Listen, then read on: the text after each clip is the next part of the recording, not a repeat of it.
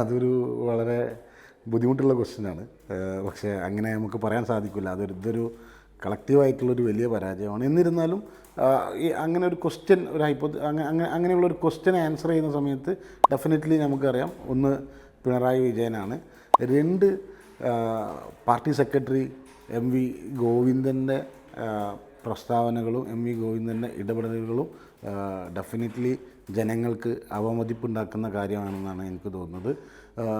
അതുപോലെ തന്നെ എനിക്ക് തോന്നുന്നത് വിജയരാഘവൻ്റെ ഇടപെടലുകളും യഥാർത്ഥത്തിൽ പിന്നെ ഒരു ജനങ്ങളെ സംബന്ധിച്ചിടത്തോളം അവർക്ക് പ്രയാസം ഉണ്ടാക്കുന്ന അല്ലെങ്കിൽ പിന്നെ അവരെ മാറ്റി ചിന്തിപ്പിക്കാനുള്ള ഒരു കാര്യമായിട്ടാണ് എനിക്ക് തോന്നുന്നത്.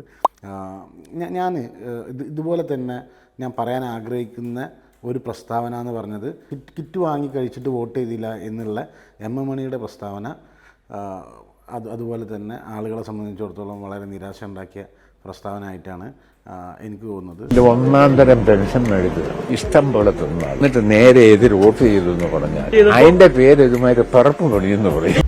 അതുപോലെ ഒരു പക്ഷേ ഈ ഏറ്റവും അവസാനത്തെ ആരോഗ്യമന്ത്രിയുടെ നാടകം, കണ്ണൂർ നടന്ന നാടകവും യഥാർത്ഥത്തിൽ അവരെ പിന്നെ ജനങ്ങളെ കുറേയും കൂടിയും പാർട്ടിക്ക് എതിരാക്കി അല്ലെങ്കിൽ LDFന് വോട്ട് ചെയ്യുന്നതിൽ നിന്നും വിലക്കി എന്നുള്ളതാണ് എനിക്ക് തോന്നുന്നൊരു കാര്യം.